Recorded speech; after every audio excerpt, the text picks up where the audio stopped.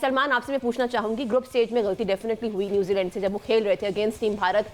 आपको क्या लगता है वो कौन सी ऐसी गलतियाँ जिनके ऊपर आज उनको काम करके बेहतरीन तरीके से खेलना होगा? देखिए, अच्छा सवाल है, लेकिन बात यह है कि ये कंडीशंस का फ़र्क है। और जब वो पाकिस्तान से गए हैं यूएई में खेलने, तो ज़ाहिर है वहाँ पे स्पिनर्स का बहुत ज़्यादा कह लें कि एक फेवरेबल कंडीशंस है, जहाँ पे इंडिया के 4 बड़े टॉप क्लास स्पिनर्स ने ऑपरेट किया और हमने देखा कि उन्होंने 3 से स्पिनर 4 कर दिए थे मैच में। तो New Zealand need to bat for longer. उनके उस दिन विकेट्स भी गिर गई थी। I think they need to add more runs, preferably अगर पहले बैटिंग करते हैं तो आई थिंक 290 280 प्लस का जो टारगेट है वो may be can put up a very good fight with India, because आज भी एज तो इंडिया को है, क्योंकि कंडीशंस जो हैं उसके हिसाब से अगर देखा जाए तो इंडिया की टीम बेटर है न्यूजीलैंड से। अगर यही मैच ऑस्ट्रेलिया में हो रहा होता, यही मैच साउथ अफ्रीका में हो रहा था, तो फिर यही एज न्यूजीलैंड को होता।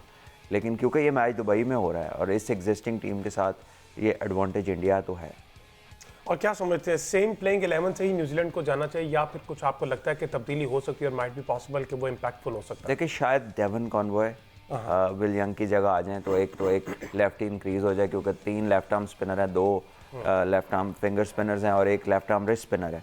और डेवन कॉनवॉय जो हैं वो भी स्पिनर्स को अच्छा खेलते हैं।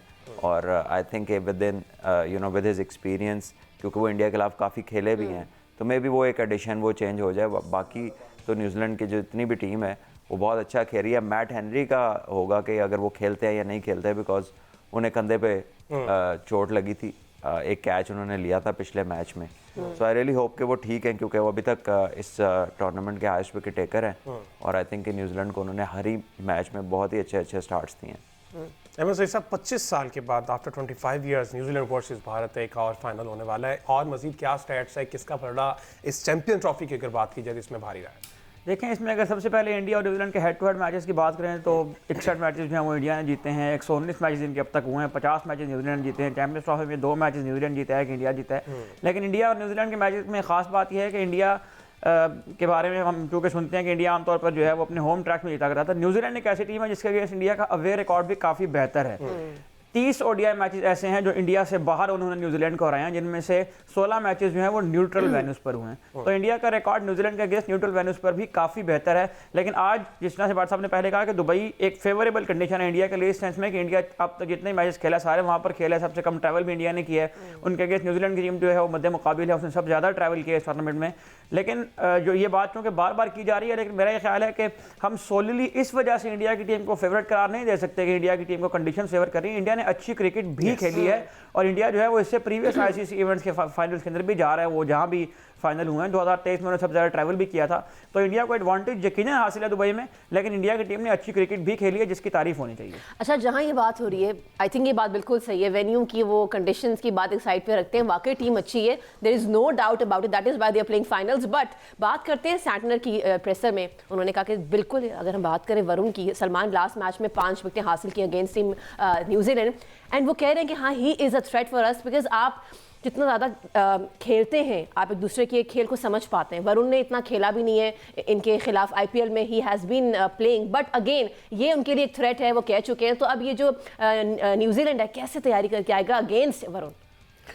वेल आई थिंक कि वो उस पर अननेसेसरी रिस्क नहीं लेंगे, उसको वो गैर ज़रूरी शॉट्स नहीं खेलेंगे और उनकी कोशिश होगी कि इसको रोटेट किया जाए इसकी बॉलिंग पे ज़्यादा से ज़्यादा और इसे विकेट्स ना दी जाएँ ताकि दूसरे बॉलर्स के ऊपर वो अटैक कर सकें। मिस्ट्री बॉलर है तो ये जितना कम खेलेगा उतना कम एक्सपोज होगा, ये जितना ज़्यादा खेलेगा उतना ज़्यादा एक्सपोज होगा। ये वो नहीं है कि जो किसी के खिलाफ खेल के उनके खिलाफ बेहतर हो जाए।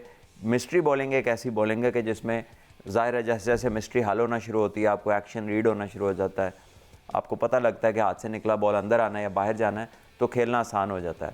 सो इसमें hide and seek sort of a thing है। So if he stay is less predictable the more effective he will be. अच्छा, वरुण चक्रवर्ती 2021 का T20 का टूर्नामेंट हुआ था दुबई में, वहाँ इंडिया की टीम का हिस्सा थे और वहाँ न्यूजीलैंड की टीम ने इंडिया को जो है वो कन्विंसिंगली उस टूर्नामेंट में हरा दिया था। तो वरुण चक्रवर्ती से पहले ये एक्सपोज तो हो चुके हैं, लेकिन ओडीआई में ये पहली बार होगा कि वो बात यह है कि वो जो टूर्नामेंट था वो रात में मैचेस शुरू होते थे, उनमें ड्यू बहुत ज़्यादा थी।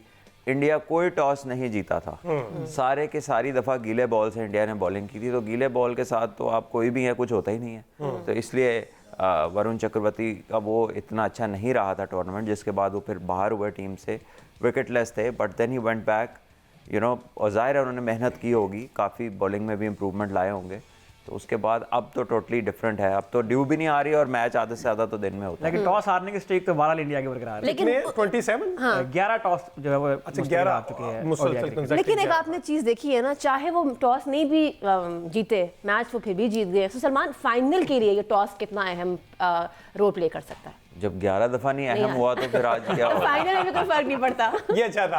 अच्छा बहरहाल जो डिबेट हो रही है ना, मैं समझना ये चाह रहा हूँ कि सलमान जो डिबेट है इंडिया को फैसिलिटेट वहाँ पे किया गया, ये ज़्यादा इशू ट्रैवलिंग का अदर टीम्स को या फिर उन कंडीशंस का है कि इंडिया को उन कंडीशंस में मदद मिल रही है, ना कि ट्रैवलिंग में? क्योंकि ट्रैवलिंग की बात करें तो 7048 किलोमीटर जो है ना न्यूजीलैंड टीम ट्रैवल कर चुकी है। देखिए ये दोनों चीज़ें हैं, ये ट्रैवलिंग भी है और कंडीशनल भी है ना, क्योंकि अगर आप एक ही जगह खेल रहे हैं तो आपने एक टीम सेलेक्ट कर ली, you don't need to change anything, आपने कुछ सोचना नहीं पड़ा, कुछ करना नहीं पड़ा, ठीक है। मैं तो हैरान हूँ, कुछ इंडिया की तरफ से लोगों ने कहा देखें जी वो तो प्रैक्टिस विकटें हो रहा है यार, फॉर गॉड सेक प्रैक्टिस ना करो, प्रैक्टिस विकटें हो रहा है। कितनी प्रैक्टिस है, इतनी बड़ी टीम को कितनी प्रैक्टिस चाहिए होती है ड्यूरिंग द टूर्नामेंट, ठीक है।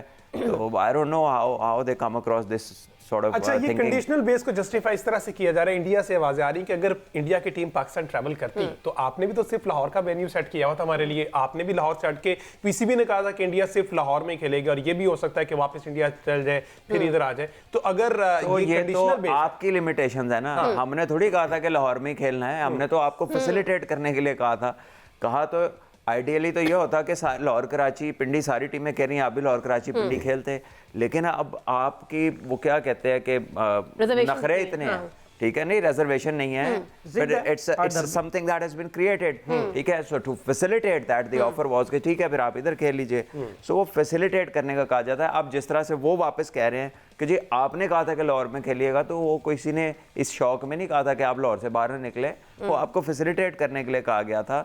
और ये कोई अजूबे की बात नहीं है, यूएस के वर्ल्ड कप में भी आप यूएसए वाला जो था एक ही ग्राउंड में सारे मैचेस थे इंडिया के, तो इट इज़ नॉट ओनली कि जी हमने किया है या किसी ने, वो India has this power in the ICC and the financial muscle कि वो कुछ चीज़ें अपनी मर्जी की करवा लेते हैं और उन्हें करवा लेनी थी। अच्छा ये बात उन्होंने कही है ना, आई थिंक अब सबके सामने ये चीज आ चुकी है। कुछ दिन पहले भी हमने पैट कमिंस के बारे में जिक्र किया था, दोबारा मैं उसको आज एंडोर्स करना चाहती हूं। लेकिन मैं आपको एक बात बताऊं कि प्लेयर्स को ये बात नहीं करनी चाहिए, वो इसलिए नहीं करनी चाहिए, एक तो ये उन्हें खुद को और उनकी टीम को मेंटली पुट डाउन करती है चीज। आप मैच से पहले इस सोच में जाते हैं कि यार इनको तो एडवांटेज है।